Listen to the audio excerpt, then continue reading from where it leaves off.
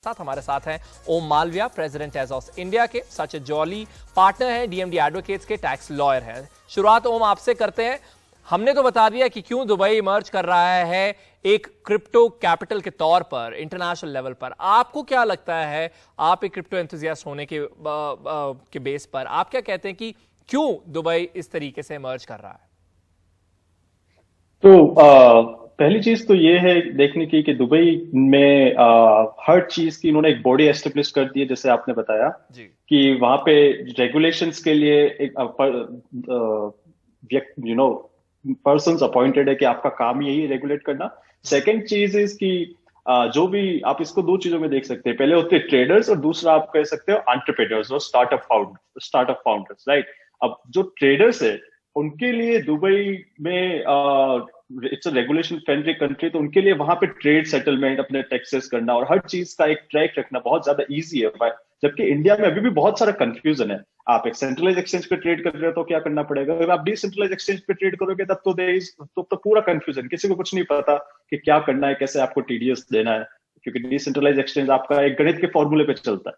और दूसरा जो फाउंडर लोग हो गए, जो फाउंडर्स हो गए, जो एंटरप्रेन्योर्स हो गए, उनके लिए वो बहुत अच्छे, उनके पास बहुत सारे इनोवेटिव आइडियाज है आज के जमाने में। नया नया इनोवेशन वेव है, तो उनको वहां पे अपने जो भी आइडियाज है, अपने बिजनेस एस्टेब्लिश करना बहुत इजी लग रहा है। और उनको वो दुबई में बैठ के अपना बिजनेस बना सकते हैं और वो दुनिया के सारे यूजर्स उस बिजनेस प्रोडक्ट को यूज कर सकते हैं। तो ये बड़ा सकारात्मक तरीका है उनका। ठीक है, तो जैसा मैंने कहा कि इस कहानी के दो पहलू हैं। एक तो ऑफ कोर्स यही कि दुबई इस तरीके से इमर्ज कर रहा है, दूसरा ये जो भारत में ब्रेन ड्रेन हो रहा है। सचित हमारे साथ है। सचित, आप एक टैक्स एक्सपर्ट हैं और आपने देखा है कि बीते कुछ महीनों में हमने देखा है कि एक नई टैक्स रिजीम आई है। 30% का टैक्स लग रहा है, 1% का टीडीएस लग रहा है। वहीं अभी हाल ही में एक यूपीआई से जुड़ी हुई भी कॉन्ट्रोवर्सी हुई, जहां पे जो यूपीआई की रेगुलेटरी है उन्होंने कहा कि हम नहीं जानते कि कोई क्रिप्टो एक्सचेंज यूपीआई यूज कर रही है या नहीं, और इसके चलते कई एक्सचेंजेस ने बंद कर दिया यूपीआई से पेमेंट लेना। तो ये एक ऐसे लेवल की तरफ हम बढ़ रहे हैं जहां पे इनकरेजमेंट तो है ही नहीं, रादर डिस्करेजमेंट ज्यादा हो रही है। आपने बिल्कुल ठीक नब्ज पकड़ी है कि एक बिजनेसमैन के लिए उसको पता होना चाहिए जब वो शुरू करता है कि उसको क्या क्या कानून, क्या अधिनियम लगते हैं, उसका टैक्स, उसका कर कितना बनता है। अगर आप उसके बिजनेस शुरू करने के बाद उसको बताएंगे कि आपको 10 रेगुलेशन या 10 कानून, अधिनियम फॉलो करने हैं, तो वो नहीं कर पाएगा और उसके लिए बिजनेस अनवायबल हो जाता है। सिमिलरली अगर आप टैक्स इंपोज कर देंगे आफ्टर द बिजनेस, सो वो थोड़ा कहीं उसके लिए डिस्करेजमेंट हो जाता है। देखिए, अगर आप बिजनेसमैन को पहले बता देंगे कि इतना टैक्स है, ये रेगुलेशन है, वो अपनी एक्टिविटीज कर सकता है, उसी के हिसाब से प्लान कर सकता है एंड उसके साथ मूव फॉरवर्ड कर सकता है, अपने कॉस्ट में टैक्स को इंक्लूड कर सकता है और उसके आगे बढ़ सकता है।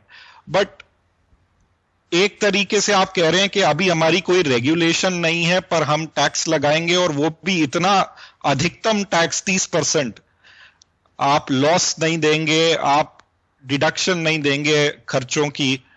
तो ये ऐसा लग रहा है कि जैसे सरकार चाहती है कि क्रिप्टो बिल्कुल ही बंद हो जाए, और क्रिप्टो के साथ साथ एनएफटीज जो बिल्कुल सेपरेट है, कंप्लीटली डिफरेंट चीज है, उसको भी इकट्ठे क्लब करके आप बंद करना चाहते हैं।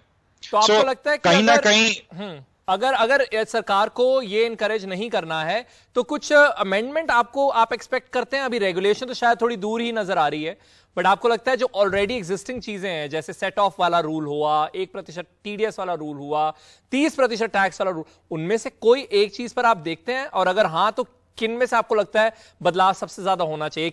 इन 3 चीजों में से सबसे जल्दी बदलाव किस में होना चाहिए? देखिए, आई थिंक सबसे पहले तो जो एक्सपेंसेस नहीं दे रहे और सेट ऑफ लॉस का नहीं दे रहे, वो बहुत बड़ी बात है। और जो ये 1% टीडीएस है और ऑन एवरी ट्रांजैक्शन, ये बहुत बर्डनसम है। ये एक आप और हमें इंडिविजुअल्स जैसे हैं, हमें सरकार एक बिजनेस के साथ कंपेयर कर रही है।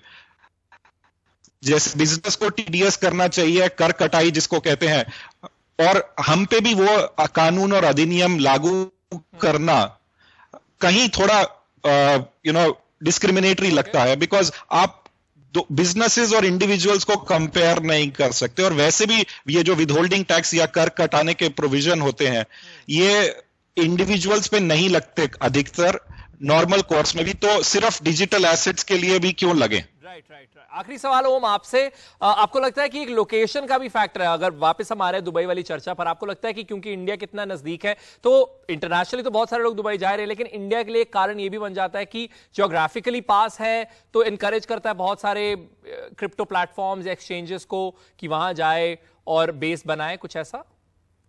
हाँ, तो बिल्कुल सही बात है आपकी कि अगर आप इंडियन हो, तो आप इंडियन जो इकोसिस्टम है उससे भी पास में रहना चाहते हो कि इंडिया में क्या हो रहा है। आपके बहुत सारे एम्प्लॉयज भी इंडिया में होते हैं, आपका कंपनी का बेस दुबई में है, ठीक है। और दूसरा, आप चाहते हो कि आप फ्लाइट भी आप दुबई जाने में 3.5 घंटे की है, तो आपका आना जाना भी इजी रहता है। और दूसरा, आपका फ्रेंड्स एंड फैमिली उनसे भी मिलना। तो ओवरऑल अगर आप हर सिचुएशन को देखें, रेगुलेशन, ज्योग्राफिकल लोकेशन, तो इन सारी चीजों को मिला के दुबई एक बहुत ही अच्छा स्पॉट दिखता है।